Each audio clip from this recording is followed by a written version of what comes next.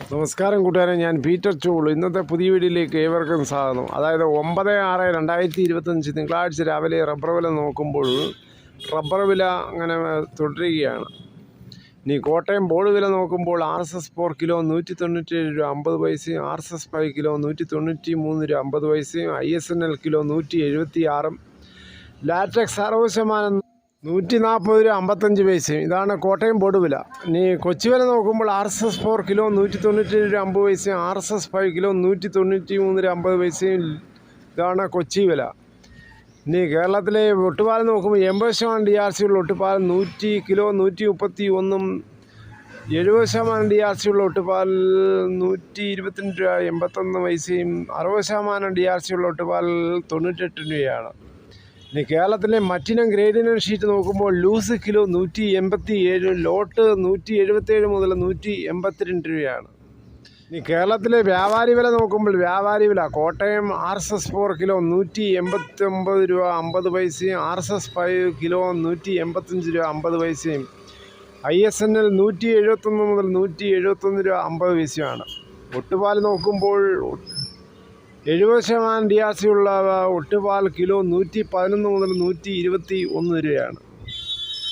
ഇതാണ് ഇന്നത്തെ റബ്ബർ വില. മിക്ക ആൾക്കാരും ഇന്ന് ടാപ്പിങ്ങിന് ഇറങ്ങിയില്ല. ഇന്നലെ രാത്രി നല്ല മഴയായിരുന്നു ഞങ്ങളുടെ പ്രദേശത്ത്.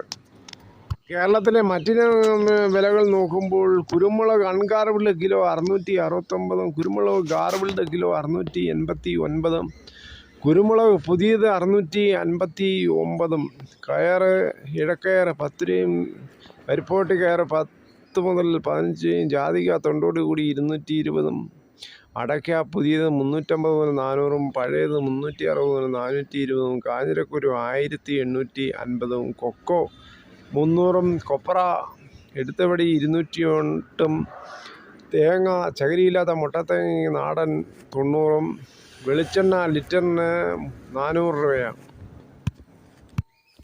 സ്വർണ്ണവില നോക്കുമ്പോൾ സ്വർണം 1 ഗ്രാം 22 ക്യാരറ്റ് 8980, ഒരു പവൻ 71,840. അതേസമയം 24 ക്യാരറ്റ് 1 ഗ്രാം 9797, ഒരു പവൻ 78,376.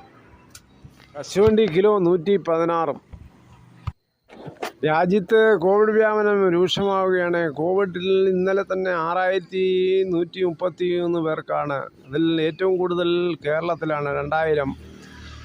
ഇന്നലെ 6 മരണം, 3 കേരളത്തിലാണ്.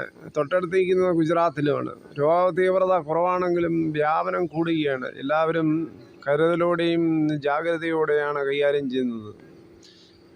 ആശുപത്രിയിലും മറ്റും പോകുമ്പോൾ മാസ്ക് ധരിക്കുക. സ്വയം ചികിത്സ അരുത്. പനിയൊക്കെ വരുമ്പോൾ ഓടിച്ചെന്ന് മെഡിക്കൽ സ്റ്റോറിൽ പോയി മരുന്ന് മേടിക്കാതെ വിദഗ്ധ ഡോക്ടറിൻ്റെ ഉപദേശം തേടി മരുന്ന് വാങ്ങിക്കുക. ഈ വീഡിയോ ഇത്രയും സമയം ക്ഷമയോടെ കേട്ടിരുന്നതിന് വളരെയധികം നന്ദി.